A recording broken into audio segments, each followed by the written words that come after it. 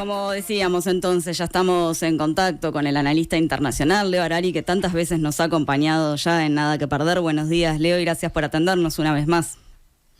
Buenos días, encantado de estar con ustedes, no necesariamente encantado de lo que está pasando en el mundo, pero es la situación habitual cuando nos ponemos en comunicación. Sí, iba a decir eso, lamentablemente suelen ser en este tipo de condiciones.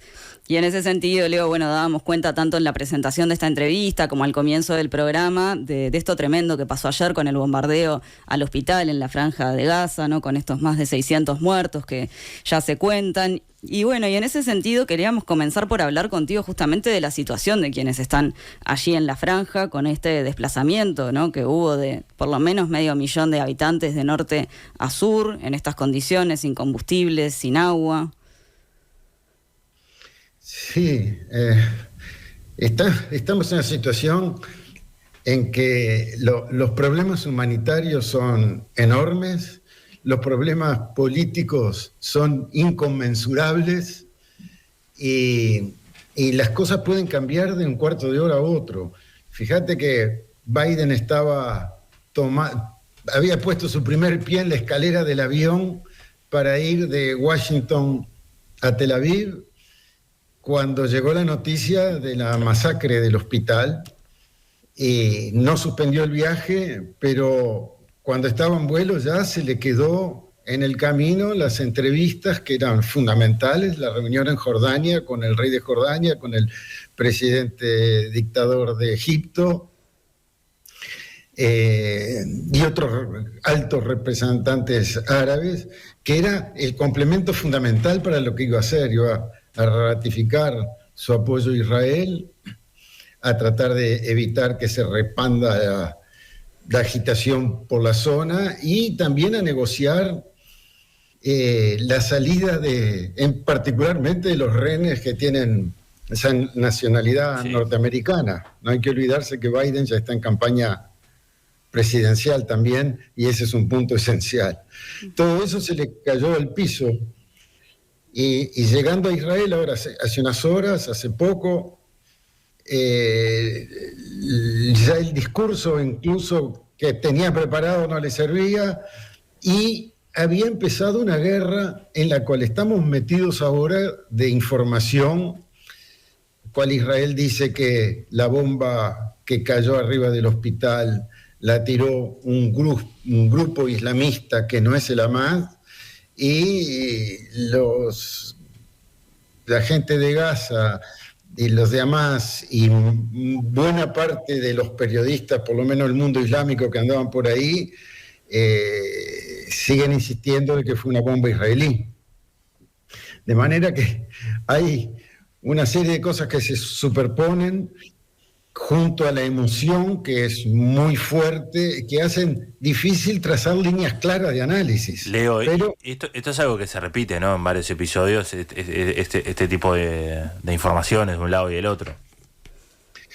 Sí, toda guerra tiene un capítulo de guerra de la información. Claro. Y las mentiras son normales, es la munición normal. Claro. Y en el caso, hay que decir que en el caso de Medio Oriente proliferan, y en el caso de Netanyahu en particular, solo hay alguien que le gana, que es Trump, a mentiroso, porque ha aparecido en muchas circunstancias contando cosas que no tienen nada que ver, o sea que es muy difícil saber realmente lo que pasó. Uh-huh. ¿Y ese tipo de informaciones falsas, por ejemplo, qué efectos puede tener en una guerra como esta? Mirá, el problema es que yo creo que ya es tarde para que tenga ningún efecto, salvo el de controlar los daños que pueda hacer para Israel. Claro. Porque las víctimas son enfermos, heridos, sí, y gente refugiándose abajo de los techos de un hospital que se supone que no se bombardea. Uh-huh. Ahora, yo escuchaba hace 10 minutos un médico sobreviviente del hospital que decía que los israelíes habían llamado para decir que iban a bombardear hace 2 días y que ellos no podían evacuar porque tienen gente que no se puede mover de ahí. Por otro lado, están rodeados de carpas y gente que, te digo, tratan de protegerse en esa zona y, en fin, el médico daba por descontado de que era una bomba israelí, pero el ejército israelí estuvo mostrando fotos de un dron en que, según la explicación de ellos, eso es un cohete tirado desde el mismo barrio, que falló, y en vez de ir a su objetivo en Israel, cayó arriba del hospital. Ahí la verdad es que es muy difícil saber qué es lo que pasó, pero si mirás las posibilidades, estadísticamente, son más bien de que haya sido una bomba israelí.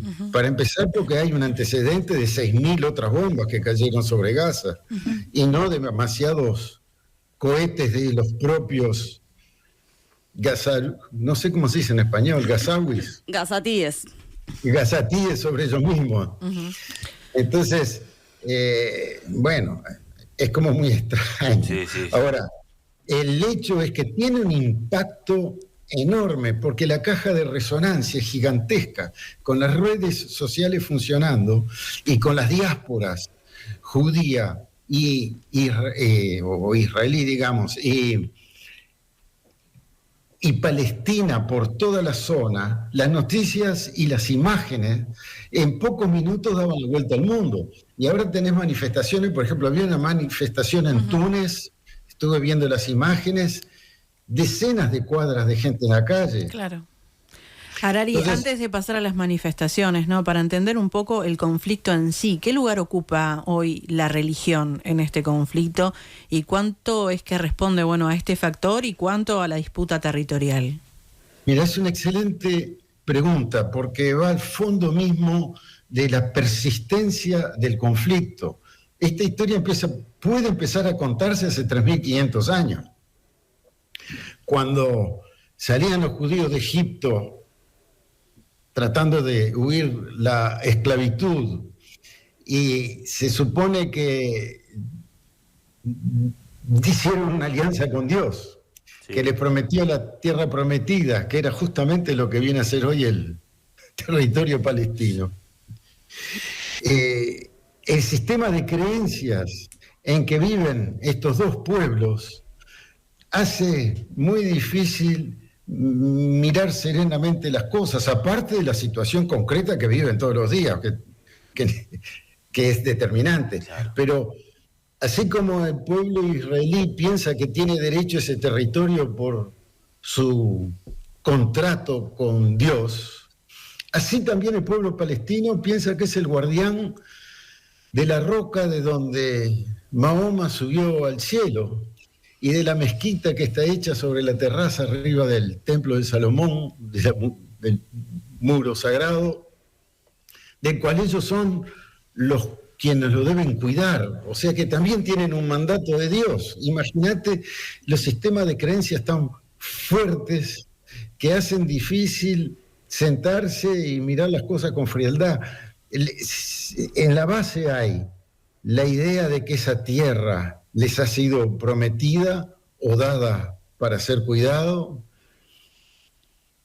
y todo lo que pasó desde esos años hasta ahora, es decir, el Imperio Otomano, el Protectorado Británico, el movimiento sionista internacional, el Holocausto y la necesidad que sintió el sistema de Naciones Unidas de buscar una solución que fuera pacífica y de largo plazo, que dio el nacimiento del Estado de Israel en 1948. 47, 48 empezó la guerra para sacar a los palestinos.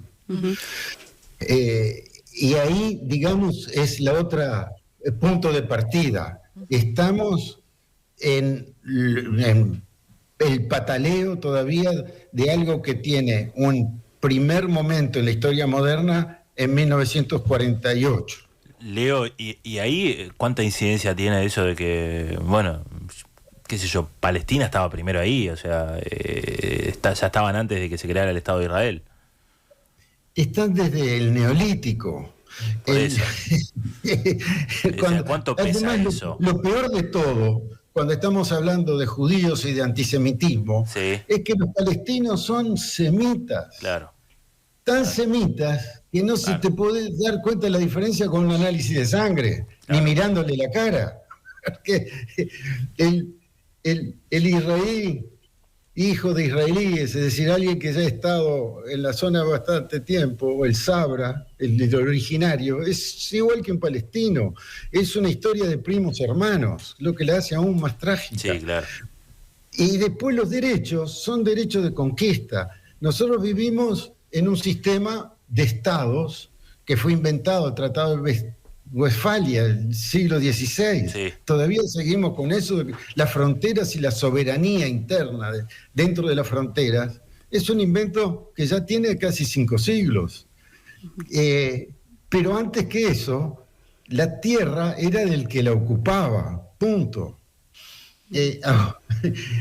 Todavía no sabemos cómo resolver ese problema de quién es la tierra. En el caso concreto, digamos, si ponemos como punto de partida 1948, los palestinos han sido echados. La mayor parte de los que viven en Gaza son refugiados, hijos y nietos de refugiados Que se tuvieron que palestinos que vivían en territorio conquistado por Israel. Claro. Leo, ¿qué pasa si pensamos en estas manifestaciones, ni que hablar las que se desencadenaron ayer, pero incluso días antes, ¿no? Decíamos, bueno, hubo muchas en Medio Oriente, pero también en países como Francia, por la población que tiene justamente, por los migrantes que están allí, por quienes viven, sin duda, también desde hace décadas, y algo que se escucha, ¿no? Por algunos medios de prensa, bueno, por algunos dirigentes políticos, es que estas marchas en realidad son en apoyo a Hamas o Hamás. ¿Cómo hay que interpretar esto? No, sin duda.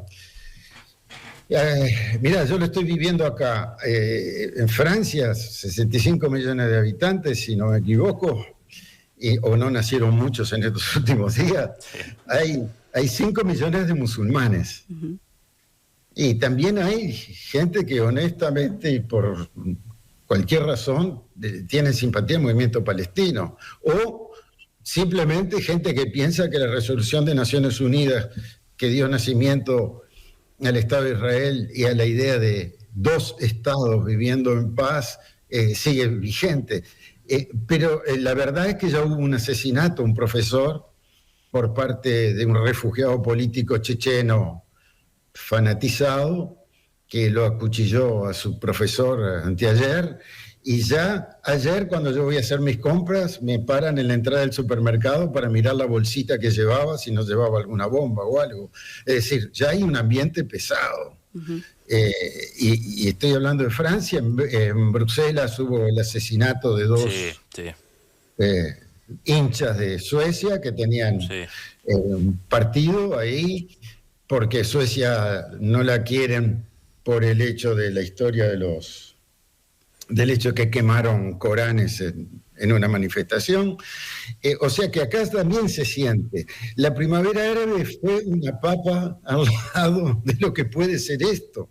Y después, para coronar todo esto, todos los esfuerzos de paz que se hacen y ese acercamiento que dio tanta esperanza entre Arabia Saudita e Israel, se hace entre monarquías absolutas, totalmente antidemocráticas. O sea que no sabemos cómo lo viven los pueblos eso.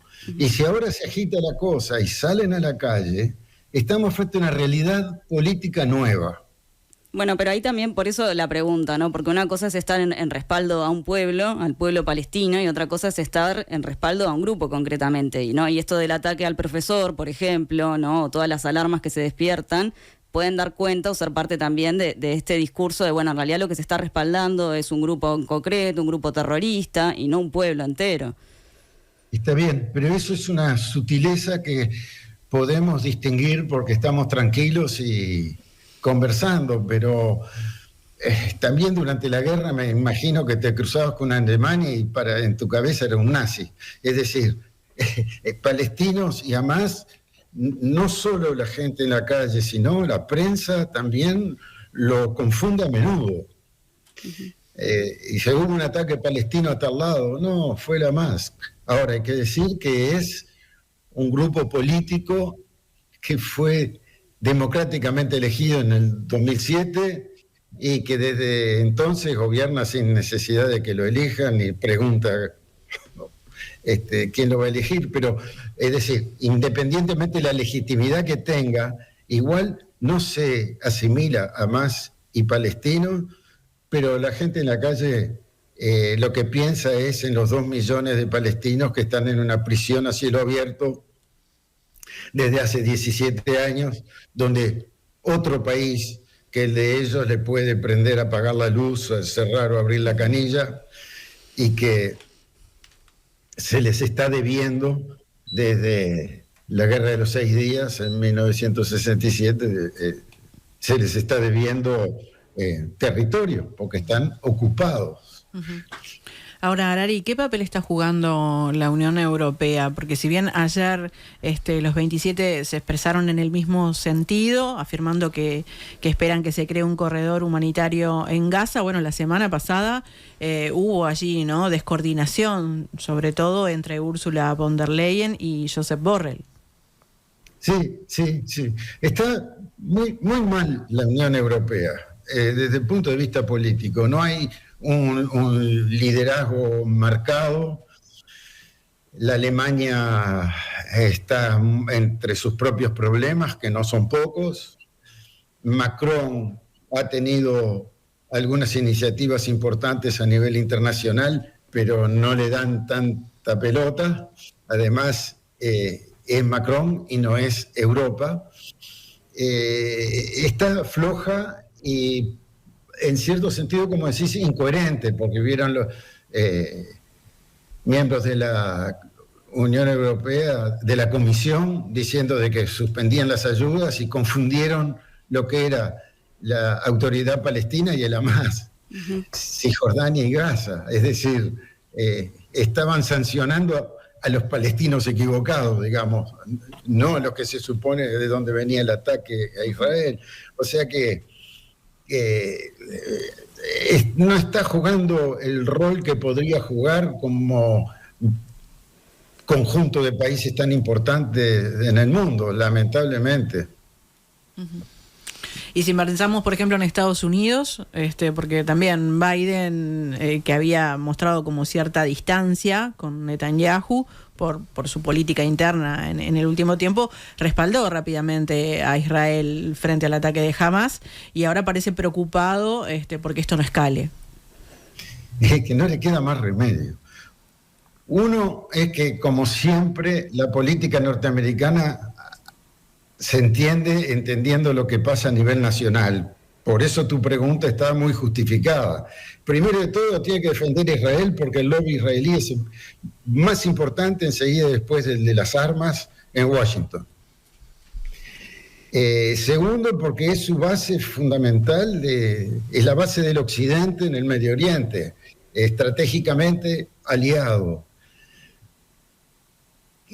Además, Biden está en una situación de fragilidad extrema, con un Congreso que no da pie con bola, en donde el nivel de corrupción es bastante vergonzoso, porque no logran tener un jefe de la bancada republicana por razones innobles. Es una situación política muy difícil. Entonces a él no le quedaba más remedio. Es un aliado estratégico, lo va a apoyar, pero la verdad es que Biden estaba muy ofendido por cosas de Netanyahu, que lo ninguneaba, ¿cómo se dice? Ninguneaba. Uh-huh. Desde hace tiempo, y después porque el gobierno de Netanyahu es impresentable. Hay tipos había 2 tipos que son criminales en el gabinete, entre los cuales el ministro del Interior, Ben-Gvir, tipo que salía con la pistola en la mano a cazar colonos, colonizados, digamos, porque sí, defender a los colonos. El tipo que ha dicho de que la única manera de arreglar el problema palestino era matar a todos los palestinos. Está en el gabinete, ahora lo echaron. Pero es un gobierno impresentable de un tipo que está procesado por corrupción y que ha logrado salvarse haciendo una alianza con cualquiera que quisiera entrar en el Congreso y hacer sus cositas. Y están haciendo sus cositas. Por eso cosas como el bombardeo del hospital puede perfectamente bien haber sido alguno de estos extremistas ciegos que tiene la casualidad de ser piloto de un avión bombardero y que lo hizo por la libre. Es decir, están en la debilidad política es tan grande en los protagonistas de estas historias que todo es posible. Leo, una pregunta que me gustaría hacerte es, pensando para adelante, pero también pensando para atrás, desde tu mirada política y de analista internacional, ¿cómo podría llegar a darse algún acercamiento para, de alguna forma, llegar a posibilidad de acuerdos? Y obviamente, por eso te lo pregunto hacia atrás, pensando en lo que fueron aquellos intentos de los acuerdos de Oslo que terminaron con el asesinato del primer ministro israelí. ¿Qué posibilidad real hay de que las partes se puedan llegar a acercar? ¿Aquello fue real? ¿No fue real? ¿Se cayó por el asesinato del primer ministro? ¿Se puede llegar a dar? ¿Tiene que intervenir la ONU? La ONU tiene que intervenir. Estamos en un momento de la historia en que todo es particularmente fluido, en que hay pocas visiones fuertes de un futuro que marche, con una crisis climática que nos afecta a todos, pero que uno se olvida porque hay una guerra en Ucrania y después se vuelve a recordar y después ahí está. Es decir, está faltando gobernabilidad y fuerza a la gobernanza internacional, sí, en el mismo momento en que un modelo mundial, en un sistema económico que permitió un enorme crecimiento en los últimos años, encuentra sus límites en el hecho que para que pueda funcionar tiene que haber crecimiento desmedido, agotamiento de los recursos. Es decir, están faltando grandes visiones. La visión grande para Israel era un gobierno binacional, es decir, hay territorio para todos juntos. Si no hubiera fronteras con cercas y barreras y todo lo demás, es probable que hubiera trabajo o tierra para trabajar para todos. Son los sistemas de creencias de esta gente y la incapacidad de pensar como seres humanos, en vez de como esa absurda definición de razas y de que el que no cree lo que yo creo es mi enemigo y cosas así, que son parte de la falta de madurez de nuestra especie. Eso podría ser una solución, el Estado binacional. La otra solución es la que ya decidió la comunidad internacional con la respuesta a los dos estados.